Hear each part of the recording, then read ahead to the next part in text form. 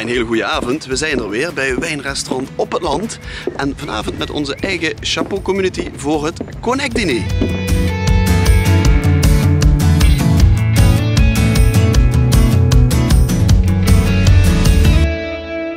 Annelien, we zijn een goede week verder.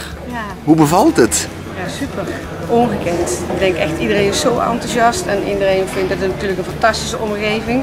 Wat ik zelf natuurlijk ook vind. Ja. En mensen worden hier rustig en blij van.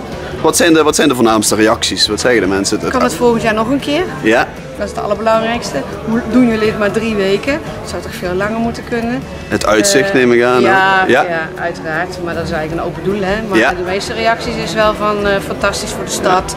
Voor heel Limburg. Er komen eigenlijk mensen heinen en ver komen ze hier naartoe. Hè? Ik vind het een bijzonder mooi initiatief. Zo'n pop-up restaurant hier midden in de wijngaarden. Je zit hier tussen 2 prachtige wijngaarden, Apostelhoeve en Hoevenekum. En wat ook prachtige wijnen maken. En ja, we zijn zeer benieuwd wat de avond gaat brengen hier.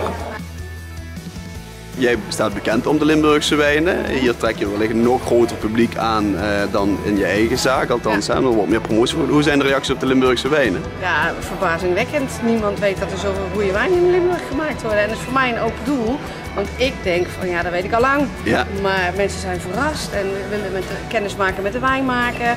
En ze vragen adressen van waar ze het kunnen kopen. Dus nee, ik denk dat het voor de mede...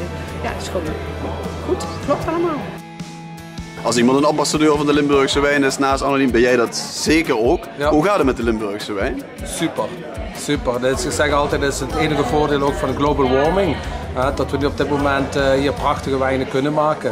Wij zelf hebben al 21 Limburgse wijnen op de kaart staan. En wat allemaal stuk voor stuk super kwaliteitswijnen zijn.